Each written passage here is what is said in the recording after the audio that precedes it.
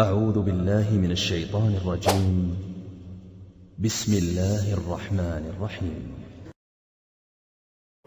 Allah subhanahu wa ta'ala nous dit dans le Coran: وَقَالَ رَبُّكُمُ ادْعُونِي أَسْتَجِبْ لَكُمْ إِنَّ الَّذِينَ يَسْتَكْبِرُونَ عَنْ عِبَادَتِي سَيَدْخُلُونَ جَهَنَّمَ دَاخِرِينَ.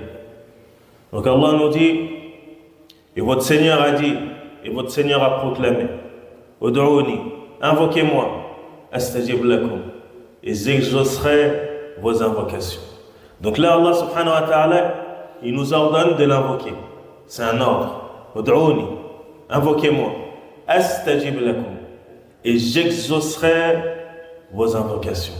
Je répondrai à vos invocations. Et là, Allah subhanahu wa ta'ala, il te promet de répondre à ton invocation. Il t'ordonne de l'invoquer et il te promet derrière d'exaucer tes invocations. Et ce verset, il est général, que ce soit dans Ramadan ou hors Ramadan.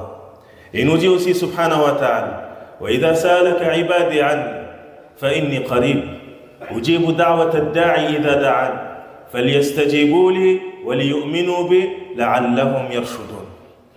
Et dans cet autre verset, Allah Azza wa Jal s'adresse au prophète sallallahu alayhi wa sallam et lui dit: وَإِذَا سَأَلَكَ عِبَادِي عَنِّي, et lorsque mes serviteurs te questionnent sur moi, فَإِنِّي قَرِيبٌ, je suis certes proche. Et là il lui a pas dit: dis-leur à mes serviteurs que je suis certes proche. Il a dit: je suis certes proche. Dans les autres versets, يَسْأَلُونَكَ عَنِ الْمَحِيضِ قُلْ هُوَ أَذًى, ils te questionnent sur les menstrues, dis-leur que c'est une impureté. يَسْأَلُونَكَ مَاذَا يُنْفِقُونَ قُلْ, ils te demandent qu'est-ce qu'ils vont dépenser, qu'est-ce qu'ils doivent dépenser, dis-leur. Mais là, il nous dit: وَإِذَا سَأَلَكَ عِبَادِي عَنِّي, et lorsque mes serviteurs te questionnent sur moi, قُلْ, là, لَمْ يَقُلْ قُلْ, il n'a pas dit dis-leur, فَإِنِّي قَرِيبٌ, directement, je suis certes proche, pour montrer qu'il n'y a pas d'intermédiaire entre toi et Allah subhanahu wa ta'ala. Lorsque tu l'invoques, tu n'as pas besoin de prendre d'intermédiaire. فَإِنِّي قَرِيبٌ, je suis certes proche. أُجِيبُ دَعْوَةَ الدَّاعِ إِذَا دَعَانِ, et je réponds à l'invocation de celui qui m'invoque lorsqu'il m'invoque. Ya laha min fadl. Allah Azza wa Jal, il t'appelle à lui demander, il t'appelle à l'invoquer. Et il te promet quoi en retour? Qu'il va te donner. Ça veut dire que toi, en invoquant Allah subhanahu wa ta'ala, tu es en adoration. Par le simple fait d'invoquer Allah subhanahu wa ta'ala, tu es en invocation, tu es en adoration, et il te récompense pour ces invocations que tu fais. Deuxième point, c'est que lorsque tu invoques Allah subhanahu wa ta'ala, il te donne ce que tu lui as demandé. Qu'est-ce que tu veux de plus? فَإِنِّي قَرِيبٌ أُجِيبُ دَعْوَةَ الدَّاعِ إِذَا دَعَانِ, j'exauce l'invocation de celui qui m'invoque lorsqu'il m'invoque. Et ce verset, Allah Azza wa Jal l'a mis entre des versets où il parlait de Ramadan.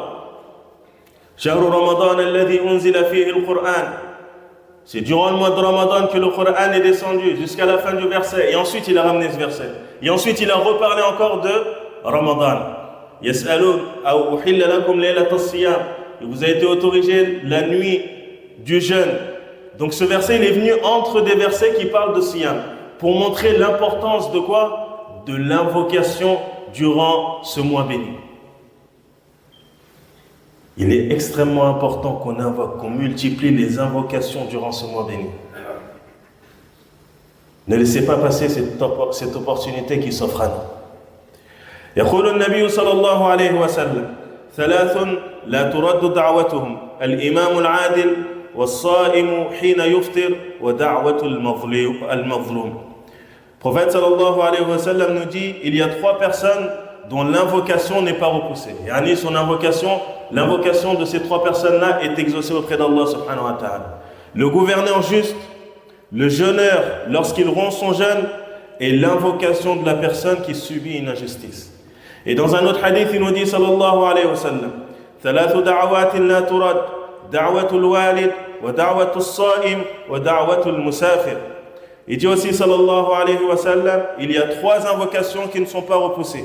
L'invocation du père, yani l'invocation des parents, l'invocation du jeûneur et l'invocation du voyageur.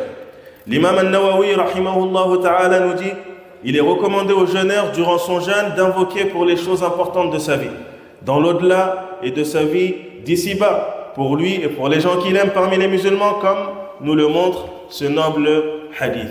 Et l'invocation du jeûneur est recommandée du début de la journée jusqu'à la fin, car dans tout ce laps de temps, il est appelé et il est considéré comme étant un jeûneur. Et sachez, ibadallah, que l'invocation, c'est l'essence même de l'adoration. L'invocation, c'est l'adoration. Comme a dit le prophète sallallahu alayhi wa sallam, ad-du'a huwa al-ibad. L'invocation, c'est l'adoration. Le fait que tu demandes à Allah subhanahu wa ta'ala, et lorsque tu demandes à Allah subhanahu wa ta'ala, ton cœur il doit être présent. Tu dois ressentir que là, tu es en train de demander à ton Seigneur, tu es en train de demander à ton Créateur, tu es en train de demander au Karim, au Généreux. Donc ton cœur il doit être présent. Tu ne dois pas être dans une situation où lorsque tu invoques, tu réfléchis et tu penses à d'autres choses. Tu n'es pas concentré dans tes invocations. Ce genre d'invocation-là n'est pas accepté auprès d'Allah subhanahu wa ta'ala. La yastajibu Allahu du'a min qalbin ghafilillah, ou kama qala sallallahu alayhi wa sallam. Allah n'accepte pas l'invocation d'une personne qui, lorsqu'il invoque, son cœur il est distrait. Son cœur il n'est pas présent dans l'invocation. Allah il n'accepte pas ce genre d'invocation. Mais lorsque tu invoques Allah subhanahu wa ta'ala, ressens que tu es en train de parler à Allah subhanahu wa ta'ala.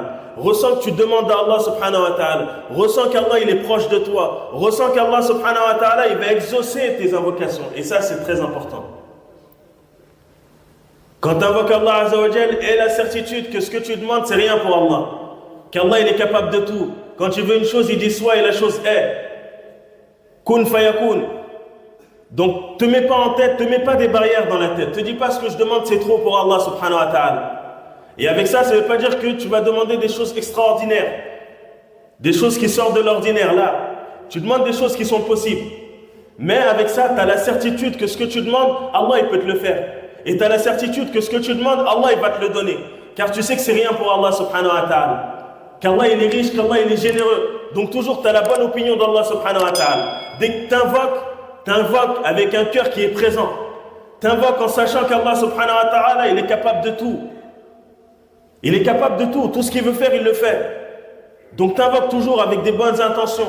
Tu invoques toujours pour toi, pour des choses de ce bas monde, pour des choses de l'au-delà. Et lorsque tu invoques subhanahu wa ta'ala, n'invoque pas seulement pour des choses de ce bas monde. Ne demande pas à Allah azza wa jal que des choses mondaines. Pense à l'au-delà, au paradis. Pense à ce qui va se passer Yawm al-Qiyamah, au frayeur qu'il va avoir. Demande à Allah de te mettre sous sa protection ce jour-là. Demande à Allah de t'accorder le paradis. Et lorsque tu demandes le paradis, comme a dit le prophète sallallahu alayhi wa sallam, demande al-Firdaus al-A'la. Firdaus al-A'la, c'est le plus haut niveau au paradis. Musulman, quand il demande, il a des hautes ambitions, il veut le meilleur pour lui. Que ce soit dans cette vie d'ici-bas ou dans l'au-delà. Donc lorsque tu demandes à Allah, demande l'au-delà. Et lorsque tu invoques, invoque pour toi, invoque pour tes parents, invoque pour tes enfants, invoque pour tes frères et tes sœurs, invoque pour les musulmans de manière générale. N'oublie personne dans tes invocations. Et multiplie les invocations pendant que tu es en état de jeûne. Car l'invocation du jeûneur est exaucée. Faut pas qu'on fasse les feignants dans ça. Invoque tout le temps. Tu es en train de marcher, invoque. Ton cœur il est relié à Allah subhanahu wa ta'ala. Demande à Allah.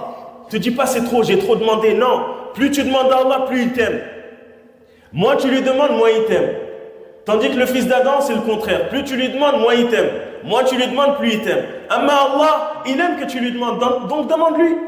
Allah, il aime donner. Donc demande-lui, il va te donner. Allah, il est le riche par excellence. À lui appartient les cieux et la terre. Et ce que comportent les cieux et la terre. Quand il veut une chose, il a juste un mot à dire, soit et la chose est. Donc on demande à Allah subhanahu wa ta'ala, qu'on revienne vers Allah subhanahu wa ta'ala, qu'on invoque Allah subhanahu wa ta'ala, qu'on sache qu'Allah il aime donner, il est le riche, il est le généreux subhanahu wa ta'ala. Ramadan n'est toujours pas fini. Ramadan vient de commencer, on est presque à la moitié de Ramadan. Il y a la moitié qui vient de partir là.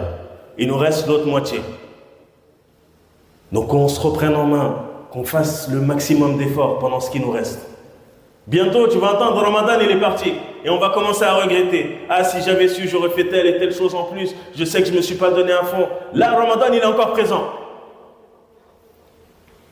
Si tu as eu des manquements pendant le début, eh bien, alhamdulillah, là, tu es au milieu.